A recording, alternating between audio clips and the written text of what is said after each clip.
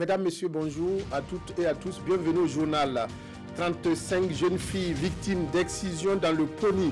Leur absence prolongée à l'école a mis la puce à l'oreille de leur directeur qui a alerté les autorités qui recherchent les auteurs de ces actes et leurs victimes.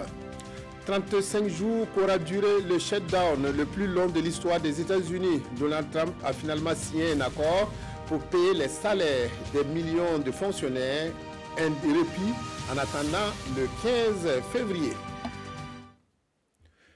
Mais tout d'abord, des affrontements meurtriers hier dans la commune de Zouaga, localité située à 12 km de Zabré dans la province du Boulgoum.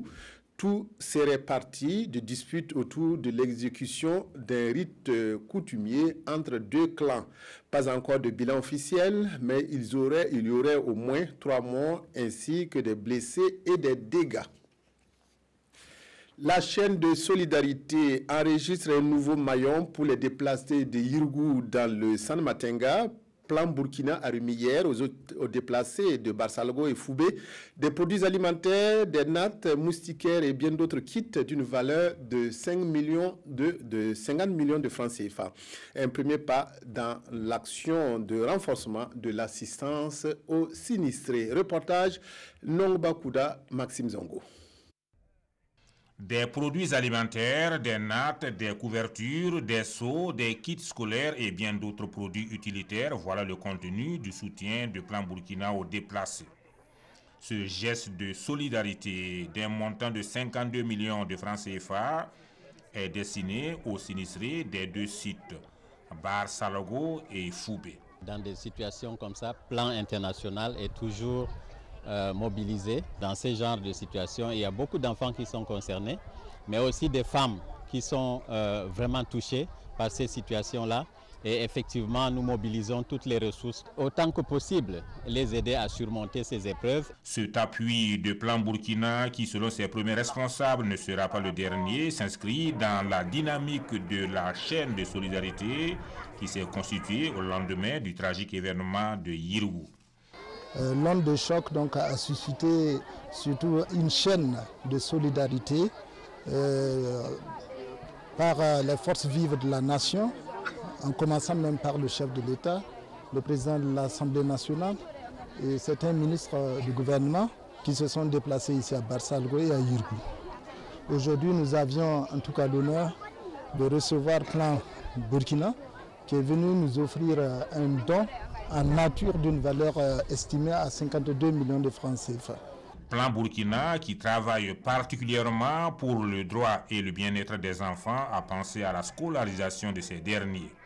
Il a dans son élan entrepris la construction d'une école pour l'éducation des enfants déplacés.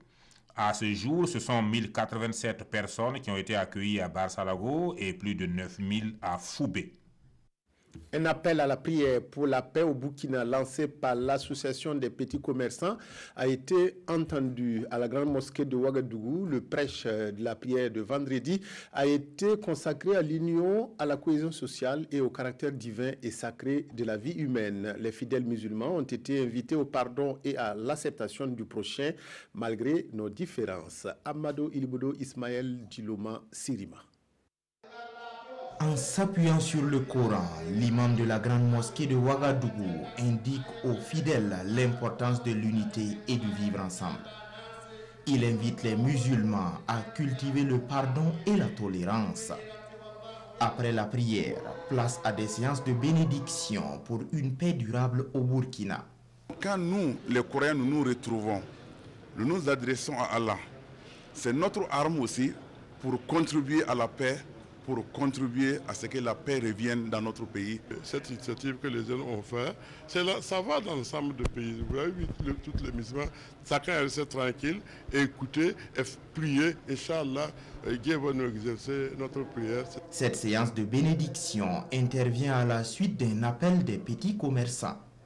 Ils souhaitent plus de quiétude pour tous les Burkinabés. De ce qu'on vient de faire, c'est général. On n'a pas choisi pour dire que celui-ci, il ne fait pas partie de notre religion, celui-ci, il fait partie de notre religion. Non, c'est général. Quand on parle de général, il n'y a pas quelqu'un qui ne fait pas partie de ce qu'on a demandé. Nous demandons la paix à tous les Burkinabés. Nous demandons Ce qui est en train de se passer actuellement, vous voyez que chaque jour, il y a des morts de gauche à droite. Nous avons demandé le Dieu pour que ça s'arrête. Donc, avec la volonté de Dieu, nous savons que ça va aller. Et pour que ça marche, l'association des petits commerçants et les différents imams de la grande mosquée de Ouagadougou invitent l'ensemble des Burkinabés à être solidaires dans la lutte contre l'esprit malin. 35 cas d'excision détectés dans la commune de Périgban, à une quarantaine de kilomètres de Gawa, dans le Poni, interpellent tout un chacun sur la nécessité de redoubler d'efforts pour venir à bout des mutilations génitales féminines. Ces cas d'excision ont été détectés par le directeur d'une école primaire qui a remarqué une longue absence de nombreuses fillettes dans différentes classes. Alertées, les autorités se sont rendues sur les lieux, mais les auteurs et les victimes s'étaient volatilisés. Madou Ouedraogo, Dimitri Badini, Agawa. Plus d'une trentaine de filles victimes d'excision dans la commune de Périgua. Dans les villages Geganao, comme ici à Kwakwera, victimes et auteurs ont à la sauvette disparu dans la nature, laissant visiblement des traces de sang, du matériel de pansement et leur domicile vide. L'alerte est partie de l'école de Kwakwera, où les absences relevées en classe sont en majorité des filles. C'est le directeur de l'école de Kwakwera qui a pu faire la dénonciation. Ils ont constaté l'absence de 35 élèves, voilà, de toutes les classes. Même il y en a qui sont en classe d'examen. Et ils ont fait vraiment des visites à domicile et ils ont pu constater que les filles ont été excisées. Les filles non scolarisées qui ont été excisées aussi font que ça dépasse 35. Et je pense qu'ils ont pu dissimuler les victimes lorsqu'ils ont entendu dire qu'en fait il y a des recherches qui sont en cours. Déployée sur le terrain, la police accentue ses recherches et pour l'heure, une suspecte retrouvée sur le site d'excision, une liste des parents des filles excisées donne une lueur d'espoir de pouvoir mettre la main sur les fautifs. Tous les indices qui ont été repérés sont des pistes de recherche déjà pour eux. Et j'ai foi que cela va nous permettre de retrouver les parents. Il y a déjà la liste des parents qu'on connaît à travers l'école. Et je pense qu'on connaît aussi la liste des enfants. Voilà, si les enfants ne sont pas à l'école ni à la maison, les parents doivent pouvoir donner des explications. Et je pense que la police et la justice vont nous permettre de retrouver tôt ou tard ces filles-là, pour pouvoir leur apporter les soins. Pour le directeur Drissatou, ce forfait n'est pas nouveau, car l'excision se pratique toujours dans la clandestinité dans la province du Poni. Du reste, il invite les uns et les autres à rompre à cette loi du silence par la dénonciation, afin d'assurer l'épanouissement et le développement normal de la jeune fille. La campagne de contre-saison occupe de nombreux producteurs burkinabés qui viennent de sortir d'une bonne saison des pluies. Sur le périmètre irrigué de Sognon, dans la Kossi, plus de 500 personnes exploitent environ 75 hectares aménagés par l'AMVS. Ces producteurs doivent toutefois payer près de 140 000 francs CFA comme taxe d'occupation, une somme qui n'est pas à la portée du premier venu. Yves Rwamba, Edouard Ouedraogo, Aïcha Dianda à Dédougou. Grâce à ces installations de l'autorité de mise en valeur de la vallée du Sourou, AMVS, plus de 500 personnes trouvent leur gagne-pain sur le périmètre irrigué de Sono dans la province de la Kossi. Sur 210 hectares de terres exploitables, environ 75 hectares sont occupés par les producteurs maraîchers. Patate là, on a enlevé ça, on a gagné un peu de bénéfices. Présentement, là où nous sommes là, on n'a pas un sang spécial pour cultiver en cette période. Ceux qui ont pu faire la première campagne, actuellement on est en train de vendre, mais ça c'est individuel, c'est pas en collectif. Voilà, d'ici 3 à 4 mois, bon là maintenant les étrangers viennent. Après une première vente, les occupants du périmètre irrigué de Sono sont en plein pied pour réussir la deuxième phase. Ils sont encadrés par des agents de l'agriculture. On a déjà fait une première partie qui avait commencé de septembre à décembre, et puis de janvier maintenant.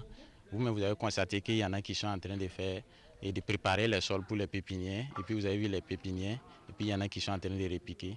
Le périmètre irrigué de Sono est géré par l'AMVS et tous ceux qui l'exploitent payent des taxes. Il y a le côté qui est aménagé et il y a un côté qui n'est pas encore bien aménagé. Donc les taxes diffèrent en ce moment, puisque c'est un système double pompage. Donc sur un hectare, on a 80 000 francs d'un côté et 140 000 francs de l'autre côté. Et nous avons fait une sensibilisation avec les producteurs. Quand bien même de l'autre côté, ils paient des taxes pour l'AMVS, Mais pour accompagner la commune, des initiatives propres ont été prises par ces acteurs-là. Et à chaque fois qu'il y a des camions qui viennent pour le chargement, c'est eux-mêmes qui se regroupent, qui font voilà, ils ont essayé d'appuyer la commune et ils viennent verser. On leur donne des quittances dûment signées. Seul un tiers de la superficie exploitable du périmètre est aménagée. Les autorités communales lancent un cri de cœur à l'endroit des partenaires et du gouvernement burkinabé pour qu'ils leur viennent en aide. Les gens quittent plus de 18 km, 20 km, les villages les plus reculés, mais qui viennent ici, ils ont la volonté de travailler. Et nous, en ce moment, ça nous permettra, comme on a dit, de les recadrer, alors que pendant cette période, on a nos frères, nos sœurs qui quittent même. Souvent, on a des femmes mariées qui quittent même pour aller chercher d'autres ressources ailleurs, alors que le potentiel est là. Les difficultés rencontrées sur ces sites sont entre autres le problème d'écoulement des productions et la canalisation d'eau. Une autre zone qui attire les producteurs depuis de longues années, Bama, à une trentaine de kilomètres de Bobo-Dioulasso. La localité est réputée pour sa production de riz, mais depuis quelques années, elle s'intéresse aussi aux fruits et légumes. Les femmes de Bama gagnent leur vie à travers le commerce de ces fruits et légumes tout au long de la voie qui mène à Bobo-Dioulasso. Betty Bienaon, Karim Sissé, reportage. Eh oui. Nous sommes sur l'un des sites de vente de fruits et légumes de Bama, localité située à une trentaine de kilomètres de Bobo-Dioulasso. Ici, c'est une gamme variée de produits que ces femmes proposent aux clients. Moi, je vends uniquement de la banane et de la papaye. Sinon, mes camarades qui sont à côté vendent de la tomate, du haricot vert, des carottes et de l'oignon. Maïmouna Sankara est l'une de ces vendeuses. Grâce à cette activité, elle arrive à se prendre en charge et même à épauler sa mère qui est souffrante, nous confie-t-elle. Les jours ordinaires, je peux rentrer à la maison avec 2000 francs, 3000 francs ou 5000 francs. Mais le jour du marché, je peux me faire un bénéfice de 20 000 ou même 30 000 francs. Vraiment, cette activité nous permet de faire face aux dépenses familiales. Même si les clients ne se bousculent pas aujourd'hui, certains apprécient les produits de ces vendeuses. Selon eux, ces produits sont non seulement abordables, en plus, ils sont de bonne qualité. C'est un à Kouka. Voilà ici des passages pour Bobo-Dioulasso. Donc je m'arrête pour acheter quelques fruits pour la famille. Ce matin, j'ai acheté de la banane, plus des papayes pour la famille. Bon, encore les fruits, vous voyez le coût là, c'est abordable. Bon, encore par rapport à certains coins, ici c'est abordable. Non, moi je n'ai pas beaucoup de mots. Je sais qu'ici seulement la banane est un peu moins chère par rapport à Ouaga. Beaucoup moins chère par rapport à Ouaga, c'est tout. Non, c'est bon comme ça. C'est propre. Oui. Meilleur que la ville. Oui. Parce qu'ici, ils ne mettent pas de produits, moi j'ai remarqué en tout cas. Voilà. C'est ça. Chacune de ces femmes nourrit les rêves de voir un jour prospérer son activité. Pour ce faire, elle compte sur l'appui des autorités communales pour avoir ne serait-ce qu'un endroit propice afin d'exercer avec sérénité leurs activités. Restons à Bobo-Dioulasso où un incendie a ravagé le marché des menuisiers. Le sinistre a causé de nombreux dégâts et fait un blessé lundi dernier. Les sapeurs-pompiers appelés sur le lieu de l'incendie ont pu rapidement maîtriser le sinistre. Hassan Gourabou, Ali Traoré. De la fumée, des flammes qui font des ravages, la tristesse sur les visages, c'est le constat qui se dégage ici au marché des menuisiers en face de la grande mosquée de Diaradougou.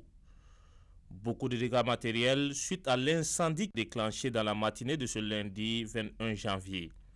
Pas de perte en vies humaines, mais on déplore un blessé au dire des témoins. Moi j'étais dedans en train de faire le papier. Bon, tout d'un coup j'ai entendu quelques bruits, les gens qui criaient. Donc je suis sorti pour vérifier, voir ce qui se passait. Donc quand je suis sorti directement, j'ai vu de la fumée qui sortait dans la cour de l'ANPE, voilà, en venant vers le mur là. Donc les gens ont commencé à évacuer leurs marchandises. Donc quand j'ai vu la fumée, moi aussi je n'ai pas cherché à savoir. Effectivement, j'ai commencé aussi à faire évacuer mes marchandises. Donc en même temps, le feu a commencé à propager en même temps, d'une vitesse. La vitesse était très forte. Voilà. Il y a beaucoup de dégâts, il y a beaucoup de dégâts, sincèrement dit. Puis c'est la plupart, il y avait beaucoup de caisses ici, les caisses, les palettes. Il y avait un autre aussi qui vendait les accessoires de voitures et autres là. Il y a beaucoup de marchandises qui sont, les pertes, c'est énorme. Sincèrement. Bon, en tout cas, l'effet est venu de la cour de l'ANP. Les enquêtes permettront de préciser cette information.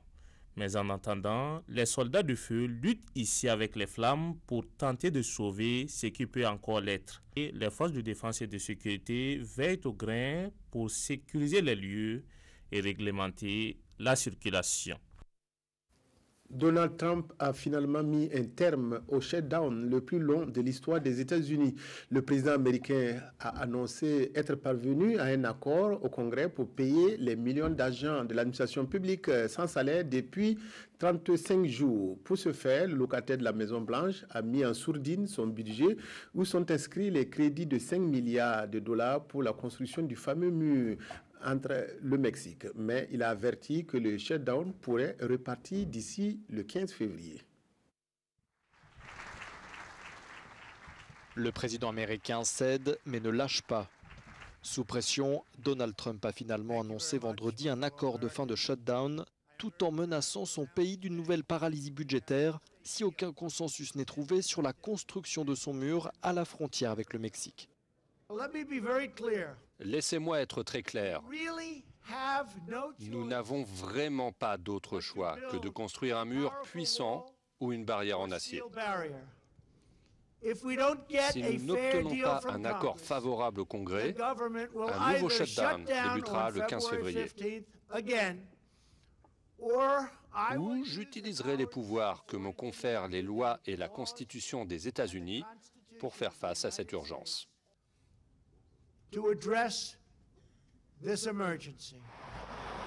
Depuis plus d'un mois, et en raison de désaccords entre républicains et démocrates pour voter le budget, 800 000 fonctionnaires américains étaient privés de salaire ou au chômage forcé. Vendredi, à cause du manque de personnel lié au shutdown, de grosses perturbations ont été signalées dans plusieurs aéroports américains. Nous vous rappelons cette information que nous avons développée en début de journal. Des affrontements meurtriers hier dans la commune de Zouaga, localité située à 12 km des Abré, dans la province du Boulougou. Tout serait parti de disputes autour de l'exécution d'un rite coutumier entre deux clans. Pas encore de bilan officiel, mais il y aurait au moins 3 morts ainsi que des blessés et des dégâts. C'est tout pour cette édition. Merci de votre aimable attention à la RTV. Excellent après-midi à toutes et à tous.